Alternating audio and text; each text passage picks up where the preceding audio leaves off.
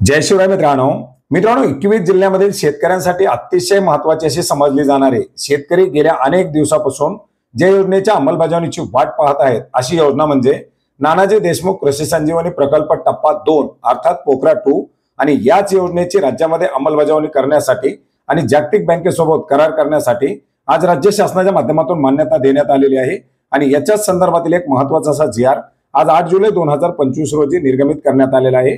मित्रांनो राज्यातील 21 जिल्हे ज्याच्यामध्ये बुलढाणा, बीड, छत्रपती संभाजीनगर, अमरावती, अकोला, हिंगोली, जळगाव, जालना, लातूर, नांदेड, धाराशिव, परभणी, वर्धा, वाशिम, यवतमाळ, नाशिक, नागपूर, भंडारा, गोंदिया, गडचिरोली आणि चंद्रपूर या जिल्ह्यामधील 7201 गावाची निवड करून या योजनेचा टप्पा 2 राबवण्यासाठी राज्य शासनाच्या माध्यमातून मंजुरी देण्यात आलेली होती।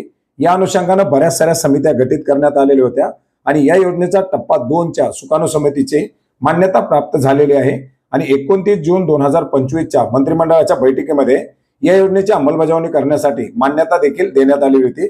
आणि मित्रांनो याच अनुषंगाने आता छत्रपती संभाजीनगर, जालना, बीड, धाराशिव, लातूर, परभणी, हिंगोली, नांदेड, अकोला, अमरावती, बुलढाणा, वाशिम, यवतमाळ, नागपूर, वर्धा, भंडारा, गोंदिया, चंद्रपूर, गडचिरोली, जळगाव आणि नाशिक या 21 जिल्ह्यामधील निवड करण्यात आलेल्या 7201 गावामध्ये या योजनेच्या टप्पा 2 ची अंमलबजावणी 2025-26 पासून पुढील 6 वर्षांमध्ये करण्यासाठी मान्यता देण्यात आलेली आहे।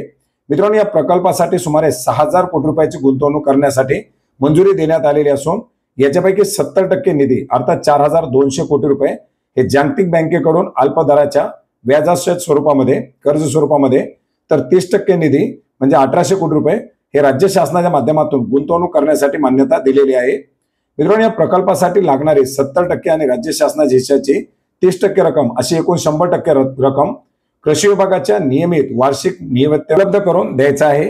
मित्रांनो या प्रकल्प करारानुसार जी काही रक्कम आहे 699.9278 दशलक्ष USD याची आता डॉलरच्या किमतीनुसार जे काही बदल होतील त्या प्रमाणानुसार राज्य शासनानं हा निधी या प्रकल्पाला उपलब्ध करून द्यायचा आहे आणि अशा प्रकारे आता ही मंजुरी मिळाल्यानंतर राज्यामध्ये या योजनेची अंमलबजावणी करण्यासाठी आता सुरुवात केली जाणार आहे। अर्थात या योजनेच्या अंतर्गत अर्ज करणं असेल, लाभार्थ्याला लाभ देणं असेल, या प्रक्रिया आता याच्या माध्यमातून पूर्ण करून घेतल्या जातील।